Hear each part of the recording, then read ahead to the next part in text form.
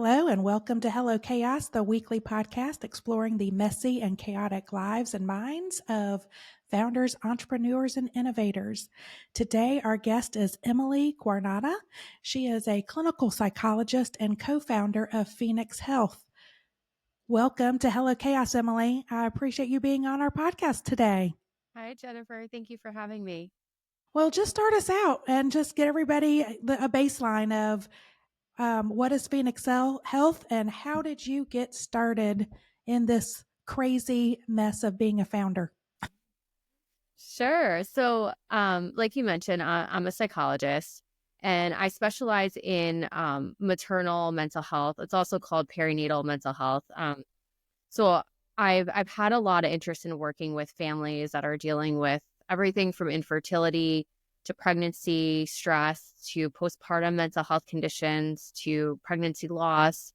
And I've been working with that population for a couple of years. And I was working as a solo provider for quite some time. And I just really realized that as an individual psychologist myself, I just couldn't keep up with the demand for clients that were needing help.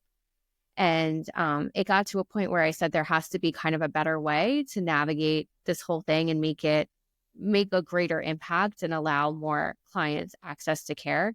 So that led me to come up with the idea for Phoenix Health, which is an online therapy practice specifically for the perinatal population.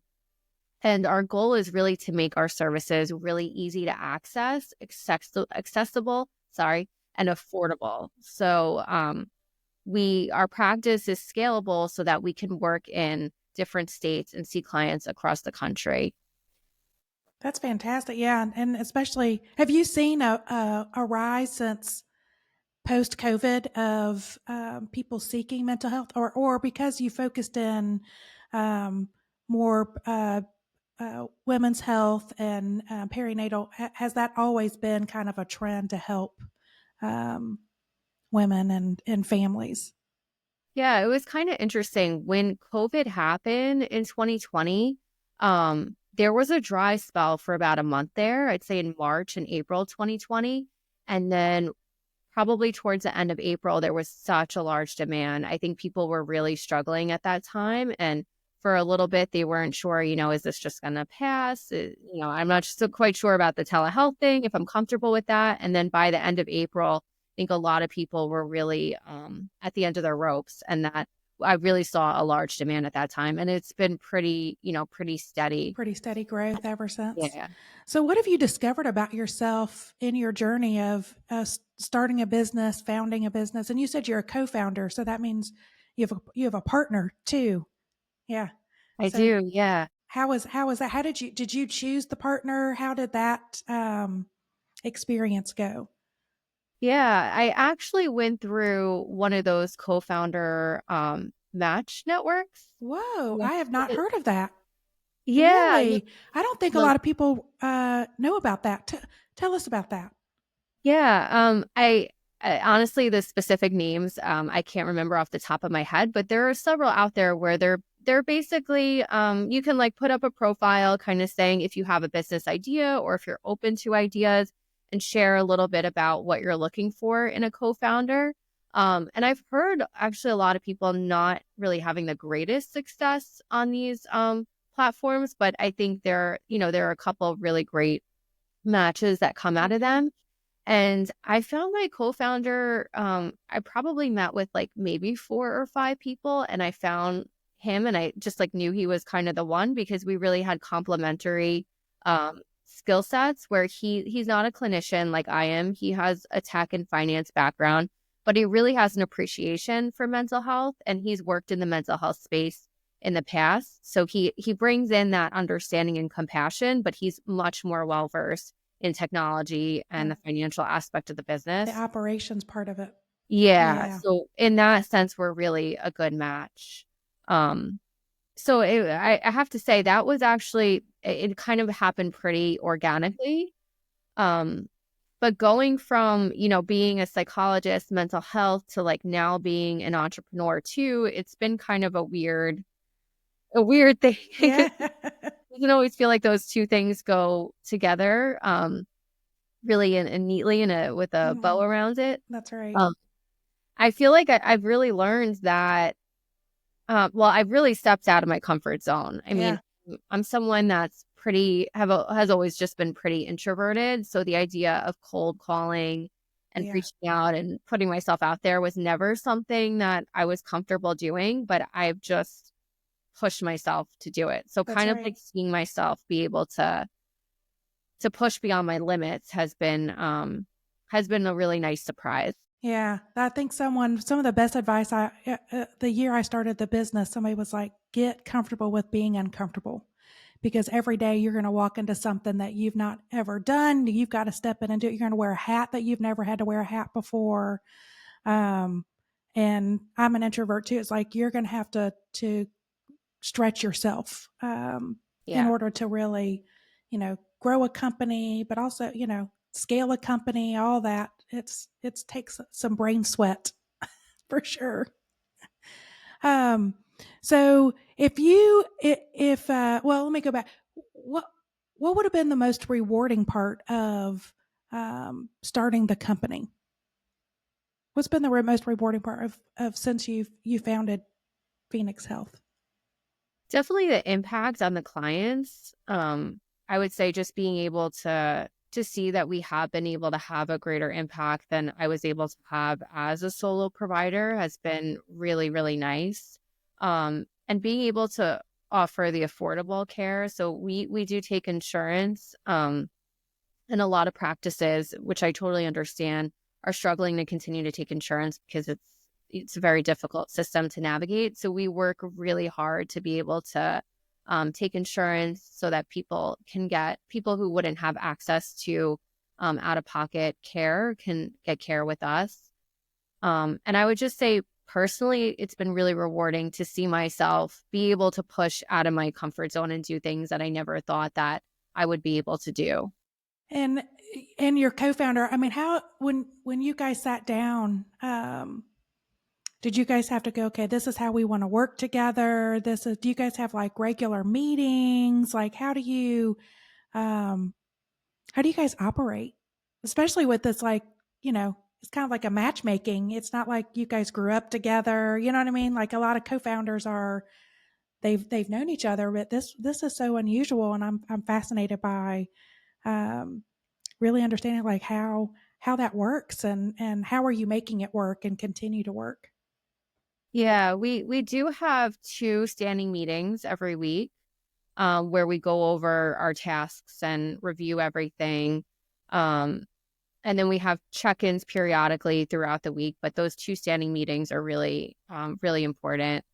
And we spent a little bit of time when we first got connected trying to just get to know each other, like Yeah, just asking questions like, where did you go to school and what are your thoughts on this? Because you're right, we really didn't know anything about each other. right. And we still try to do a little bit of that now, and devote a little bit of our time to like personal stuff so that we do have that connection. Because it is kind of it's a unique situation Yeah. having never met someone in person. And I didn't mention he's on the West Coast, I'm on the East Coast, so Oh we're my, different okay. time zones. And Yeah. yeah, But the fact that you guys are making it work, I think that shows a little bit of hope. If there's a founder out there that's like, I need a partner, I need another founder. A lot of times we look in our community and we can't find our local like direct community. I think this gives hope of like, what, the world is our oyster and we can make it work within today's. We were just Chandler and our producer were just talking about, I'm like, pre-COVID, I don't even know if that would have been um, thing. Yeah. a thing. I mean, I don't even know. And I think after COVID, people are so used to now working virtually and being able to have these meetings and creating relationships and stuff like that virtually. So I think that's fantastic that that's the way you found your founder or your co-founder, and you guys are making it work. I'm also really big. I know this sounds kind of woo woo, but I'm very big on putting out what your intentions are. Yeah. So, like when I met my husband and then when I was looking for my co-founder, I really kind of pinpointed like what I wanted in that person, what kinds of traits I was looking for and what I wanted that relationship and that dynamic to be like. And, that being said, like it was kind of organic in both situations. So I think Yeah. there is something to like being really clear on what you're Right. looking for and putting it out there. Um, and, I don't know the mechanics behind it, like it's attracted to you, whatnot. But like I think Right. when you're really clear, you know what you're looking for and you're gonna find that. That's right. Well, and I think it probably made you um, much more efficient when you were doing the matchmaking, right? Going through that process, you could immediately after you asked a couple questions to be like, nope, they're not it, or you know, um, and as you said, you guys spent a lot of time kind of up front with that engagement, which is so key. What's something that you like about yourself? I mean, you're a psychologist. So I'm gonna fascinated to know what your answer is. What's something that you like about yourself that you wish other people recognized about you more? That is such a good question. That gets really deep in there. I think I really like that I have a lot of grit and I work really, really hard. And I think it's not something that a lot of people see because I also kind of hide it a little bit. Like I try to, I try to work really hard to be balanced and balance time with my kids and friends and my husband and everything I have going on. So I don't think people always realize how much I work and how hard I work. Yeah, And I don't necessarily feel like I need that recognition, but sometimes it's nice for someone to just kind of say like, I really admire that yeah, you work this hard. yeah, yeah. Sometimes we really, high achievers, we put this, I guess, this air, I don't know, like this impression out there of like, wow, you've got it. Like sometimes people don't see that behind the scenes, whether you're struggling or just all like the sweat Hmm. equity that goes into stuff. And if people just kind of walked in your shoes, they'd be like, whoa, how in the world do you get all this, this stuff? Yeah. And you're right. Sometimes like you don't need the pat on the back, but sometimes you kind of, It's nice yeah, you kind of, to be seen. sometimes and that's what's like, we got to celebrate our own wins, pat ourselves on the back sometimes. Absolutely. So as you said that you were a solopreneur that kind of moved into this. Is there, it moved into more like a scaling a business. So like this online, is it online telehealth? Is that how the category that you describe it as? Yeah. Okay. Uh, what's the biggest, I guess, misconception or misperception that either you had walking in that you were like, this is not what I thought it was going to be, or things that you were like, people ask me this and I just want to debunk like this myth right now. Mm, Somebody wants to enter into this. What would be something you'd be like, here, let me break down some myths? yeah. I think one thing that I didn't realize kind of a myth is that you can just kind of start a telehealth practice and operate and you're off to the races. There's a lot of licensing involved. You're Oh, dealing with licensing, mental health licenses across different states, and every state has different regulations. Plus, you're dealing with business licensing, plus, you're dealing with insurance credentialing. And often those three systems do not align. And no, it's I can't super even. complicated. And that's been a huge learning curve for me. I was aware somewhat of Right. dynamics that I was going to encounter, but it was way more complicated than I ever could have imagined. And It, it made us take a longer time to really launch because we had to deal with all that. yeah. Is it because of, I mean, going outside bricks and mortar, it seems like, okay, we know we're going to plant here and this and, all the, but being a telehealth, are there different requirements or do you have to get a license in every state? You have to have a license in every state. Okay. There are some professions like mine as a psychologist. I can join a compact where I can operate in multiple states, but other professions like social workers can't do that. So there's like that kind of Okay. difference to navigate. Plus, you have to have a business license in every state that you're operating in, and you have to be credentialed with each individual insurance company in every state that you're going to be seeing clients in. So it's a lot to kind of like track and all these things, of course, But as also any, to apply it and takes a lot of, go through those. Yeah. Wow. Um, how long did that take you guys to go through that? That could not have been easy. I mean, we're still like, still navigating You're some, still but it was, I think it added about a year longer. Yeah, I bet. I was just thinking about that. I'm like, "Oh my gosh, that um what was the biggest aha moment where like your breakthrough where you're like, this is it. Like I've done something here." Have you had one of those moments yet? Yeah, once we kind of got some of that legal stuff under control, and I was really able to focus on a lot of networking with we network a lot with other OBGYNs and doulas and anyone who works with parents.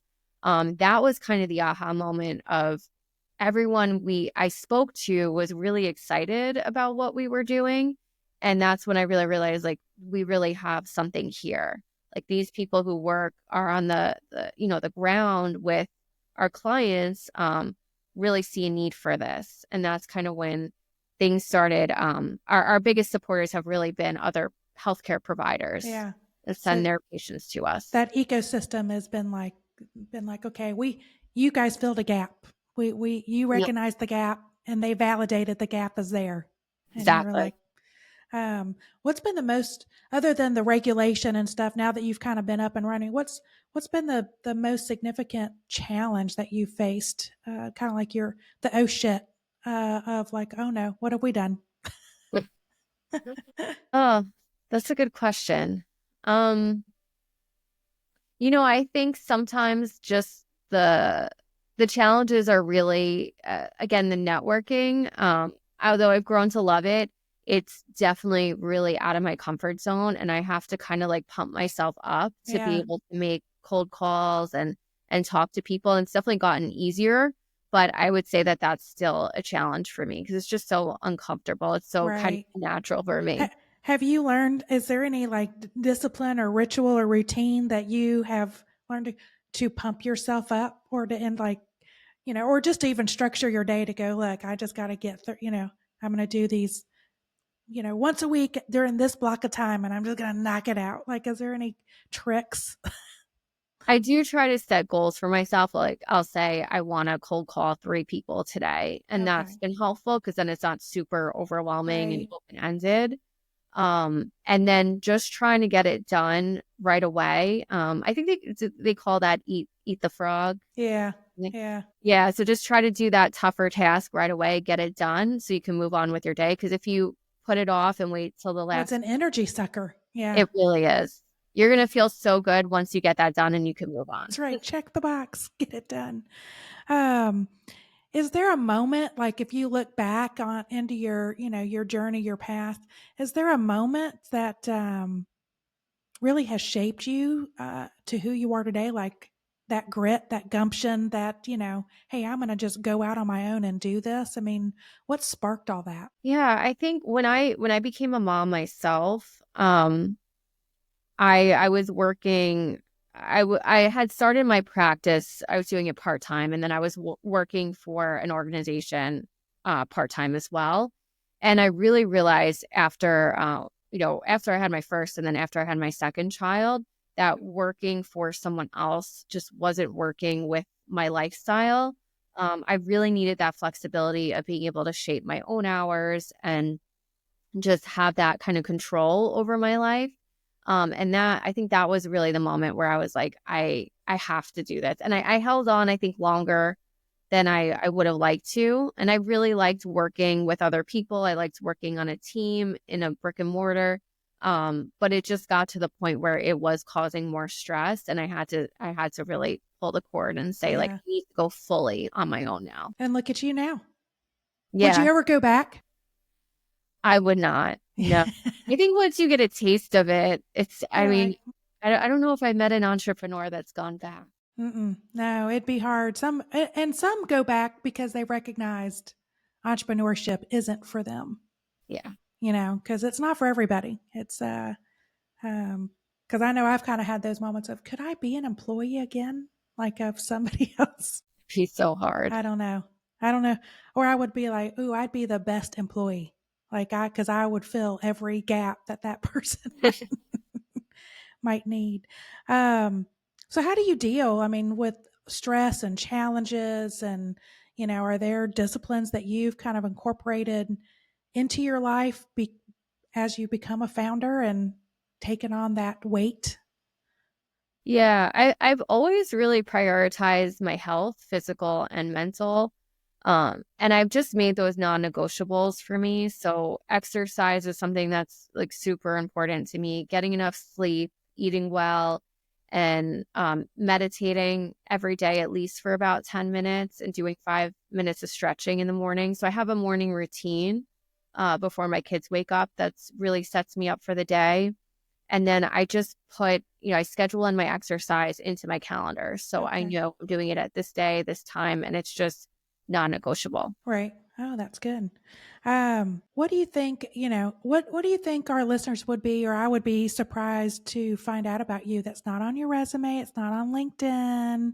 Is there something that's just fun and interesting that'd be surprising to learn about you? Well, my I don't know that this is so fun and surprising, but my fun fact when I play those icebreaker games is Yeah. always to say that I actually took Latin in high school for a couple of years, and I would compete in Latin competitions. What? Um, so that's something that makes me pretty unique. But I don't remember any of it or speak a word of it. But it was very helpful when I was taking the SATs. Well, I bet so. I was like, it's so funny. I have a 16-year-old and we've made him take Latin this year. Oh, really? He Oh my hates it goodness. only because we knew it would help him on the It's SATs. very helpful. Yeah. We're like, why do I need this? Is ever? I'm like, you will need it to make. He's been fighting us. Well, if you hit rewind on anything, would you do anything differently? I think I would just be more patient with the process. Dealing with the whole, legal thing that mentioned before and licensing was very frustrating. And when I was in that process, I found myself getting down a lot. I don't deal well when I feel stuck. Yeah, Um, so that it's emotionally really hard for me to kind of cope with like just feeling stuck, and it can make me a little bit at risk for a little bit of depression. yeah. So I would just remind myself it is a process. You're going to get there. Be Trust the patient. process. Trust the. Yeah, I mean, and we all know it, but it's so hard when you're in it to really Yeah, breathe that. yeah. And just recognize, just take it one step at a time. Um, if you could pick two things to change about your business, about Phoenix Health today, what would you change and why? Hmm. I would I would add more services to what we offer right now. We offer therapy, mental health treatment, but I would like to offer more services like lactation consulting and group therapy, and some other services that families could really benefit from. So that's one change that I would make. And then another change would be, and this is something I'm working on, is just delegating more. As a So hard. co-founder, I really struggle with delegating and trusting and just trusting in someone to be able to do the job the way that I do it. And I often feel like, I if I can do it, then I should just do it. And Right, right, right. I'm very That's overwhelmed. like I think that's the entrepreneur mantra. Like we've all faced that. Uh, so if we met a year from now, what would we be celebrating? We would be celebrating Phoenix Health's continued growth, that we would hopefully be operating in all 50 states. Right now we're at about 40, so we'd Let's do add at it. least Let's close to make it 50. happen. All 50. Yeah. Yep, and being able to take insurance in the majority of those states as well, so we can make That'd be our good. treatment really affordable. That's a great that's a great goal that we'll celebrate next year. That'll be is that the 2025 kind of uh the goal for this year is to make that happen. It is. Yeah. My co-founder and I were just actually doing our goal setting last night. Yeah. That's the Isn't that goal. fun? I love it. Like, Love it. I, Yeah. I worked on that over the last week or so. Yeah. Um, well, what advice would either you've been given or advice that you've kind of learned that you would give others that either you've learned or you have been advised and you're like, that was the best advice ever. What would you share? Being super clear on things, I would say, super clear on your goals, super clear on where you're going, who you want to work with. And as a psychologist too, I do often see this with my clients that when they struggle with clarity, they're just so stuck. Yeah. And it really can be hard. If you don't have clarity, it's almost impossible to move forward. So the best advice I've ever gotten, and I would give people, is to be super clear. Yeah, that's really good advice. I'm working on that right now for myself. Clarity. It's one of my words for 2025. um, so if you had to sum up your journey in one word across your entrepreneurial journey, what would that word be? I would say curvy because it's been kind of Curvy. roller Yeah, a little coaster. roller Yeah. coaster. Yes. The twisty turn. Unexpected. Mhm. What was the most unexpected thing for you? Was it just the regulations and all that, or was The there other? regulations were pretty Were huge. really pretty. I can Yeah. imagine. And I think just the amount of time, everything that you think something might take a month, well, it's probably going to take 6 months. Yeah, And it's beyond your control. yeah, I that's don't like right. when things are beyond my I control. know. You're like, why is this not happening fast enough? We're very impatient. Yeah. Now, if you look forward into the next chapter, what word would that be to sum up kind of like where you're going? I would say, so I know it's going to still be curvy, but I want to say there's like a touch more mindfulness with the curvy. So where I'm anticipating it's going to continue to be curvy, but I can be more patient with the curviness, if that kind of Yeah, no, that totally makes sense. Um, is there, did you like tap into any resources, whether it's locally or nationally? Obviously, you found a founder, co-founder matchmaking, but were there other resources that you tapped into to like, how do I start a business? How do I scale this? And along your journey, was there anything that helped you, or were you like a book, podcast kind of a person?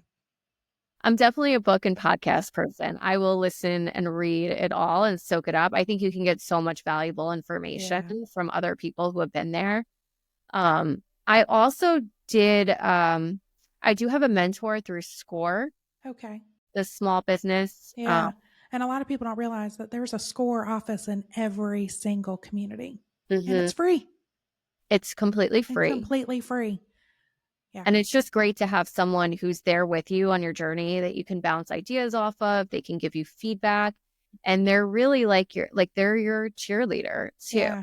So, I love meeting with my mentor. I started with him early on, and he's been a really valuable resource. That's And fantastic. I do Yeah. have a coach as well, and I do have my own therapist. So I kind of have this like team You that have I a little consult with. community. Yeah. Yeah.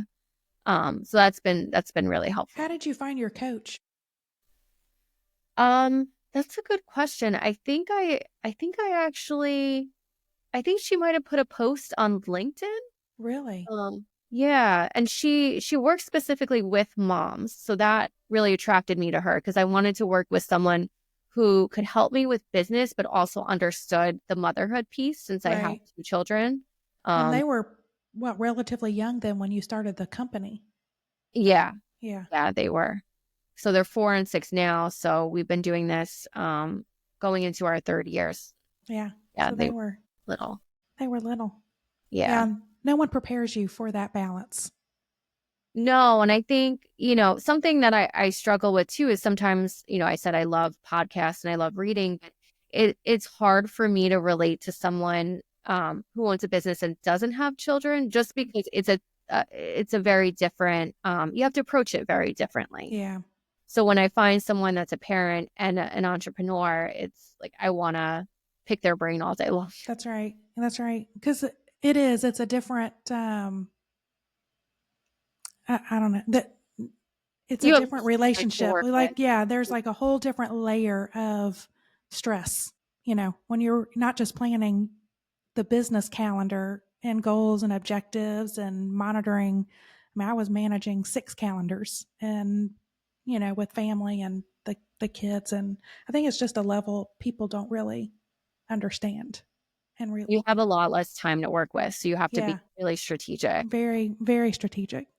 Is there a book or a podcast? I mean, you said you love podcasts other than, Hello Cast is one of the Yes, best of ones, but course. is there another one like that's your go-to podcast? I really love A Diary of a CEO. Yeah, I would say that's probably that's one a of my good one. favorites. That I is, also love Ed Milet, Lewis Howes. oh, yes. Yeah, I didn't those know are what his podcast, I just know it's Lewis Howes. I didn't know, what is his podcast called? the School of The Greatness. School of Greatness. Okay. I just, I just watch him. I just look up him. I couldn't remember what his podcast was, but those are good ones.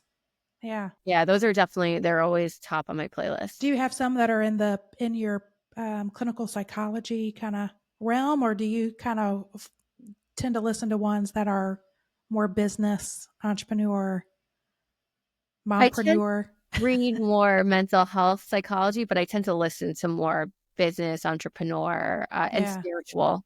Yeah. And I Um, really love a good podcast that merges Blends all of business them and together. spiritual together. Yeah. That's Well, because when you look at, I mean, I know that you have, mental health for families and stuff, but man, mental health for founders and entrepreneurs, has taken on a whole world of its own.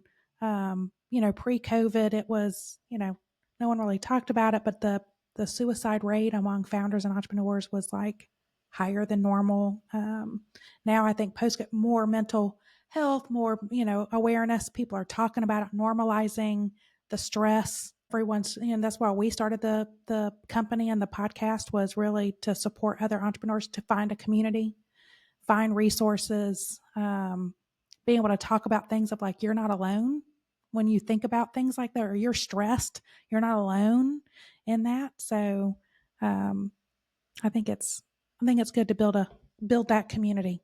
Um, 100%. and And it we looks all like need communities. absolutely. And it's fantastic. So are in your community, are they all local to you, or is it virtual for you as well? With the community that I Yeah, personally connect with, it's a mix of both.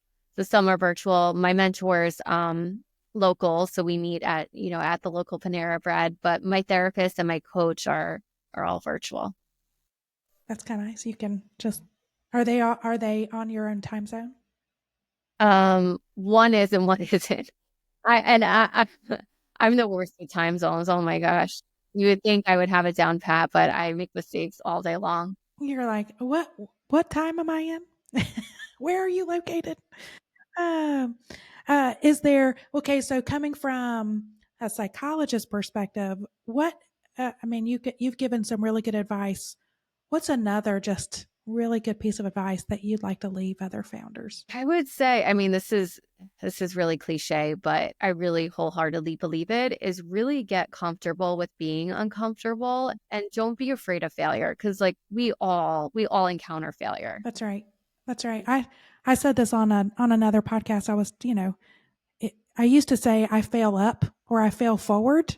But I've tried to over the last few months. I've tried to take out failure even as a word in my vocabulary because it's not really it's just lessons learned. Hmm. Um, and I think that's we need to be more comfortable and accepting of it's going to happen, but it's just a lesson that you learn from. Yeah. That's it. And no one else is staying awake thinking about, uh, Emily screwed up that business 10 That's right. years ago. Like no one cares. Nobody's thinking about No that. one Yeah. cares. Yeah. I've had to learn to let that stuff go. I've been, I journal at night. I started that about 18 months ago. And I just journal 3 things. Like what was the greatest moment of joy that happened that day. And, not just business, just the day in general, because my kids are part of that. What, what thing am I, you know, what am I anxious about, or what did I feel like I didn't do as great? I didn't handle that phone call, or I didn't handle that meeting well, or I should have said these words to my kids or whatever. And then what am I looking forward to? Those are the three things. And I just like a couple lines, but it's been fun to kind of go back and look at the things that I wrote from the beginning. I'm like, God, I was stressed out about that. That's so silly. That's so, and then it also reminds me of like the joy moments that I had maybe forgotten, just the little, because some days it's really hard and it's like, there was nothing great that happened today. And then I'm like, I have to force myself to go, yeah, there was. I smiled at least once. What brought that joy? So it's been that's been something that has helped me kind of get over just, I call it ghosts and cobwebs that have been, sometimes rattling there that prevent you to move forward, or it sticks you, makes you stuck. Absolutely. Get out of And my way. Yeah. I would just say also people should just know sometimes these practices like journaling and meditation and exercise, um, we don't always feel better right away when we do them. We Right. really got to stick through them. You Yeah. know, I think I was, Consistency.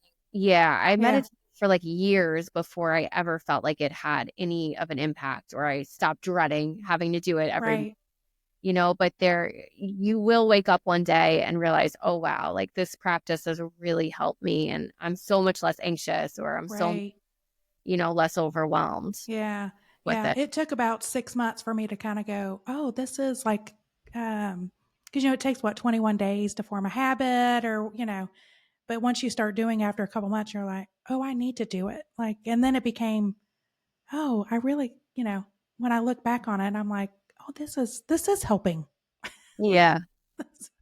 And I miss it when I don't have it. When I don't do it, I kind of like, ooh, I need to go back. I can't go to sleep unless I get that done. Um, well, this has been wonderful. So before we go, how can people get a hold of you, Emily, and learn more about Phoenix Health, about yourself, your journey? How can people connect with you? And if there's anything that um, you want to offer or anything, here is your moment. Yeah, you can find us at joinphoenixhealth.com and our website. You can sign up for a free consultation. You can learn more about us. You can even get started with therapy right through our website, so you don't have to deal with making phone calls or anything like that. And it has all of our socials on there. And we'd love to connect, and if you have any ideas for us, if you're a parent or you're in the perinatal phase and you're struggling and you think that we should be focusing on something, we're definitely open to ideas too. Very good. Join phoenixhealth.com. All right, we'll tag you. I'm always amazed at how fast these things go. Thank you so much. I enjoyed the conversation. And for everybody, thank you for listening and watching us and joining us today. The podcast episode will be available on all your favorite podcast platforms. I prefer Apple, so go to Apple, subscribe to us, like us, give it that 5-star review, and help us share and build a more connected entrepreneurial community. Hello Chaos is one of the many resources brought to you by Orange Whip. That is Orange Whip, WIP for Work in Progress. We are a multimedia company dedicated to serving founders and entrepreneurs in affiliate cities. We are in 3 cities today, looking to expand to other cities. Every city needs an Orange Whip. It's the only way to build a connective community inside each city. We are curated calendars. We're a one-stop content hub. We have a dynamic resource map to make it really easy for the founders to navigate that ecosystem. If you'd like to be a guest on our podcast or support us, just send us an email to hello@orangewhip.com.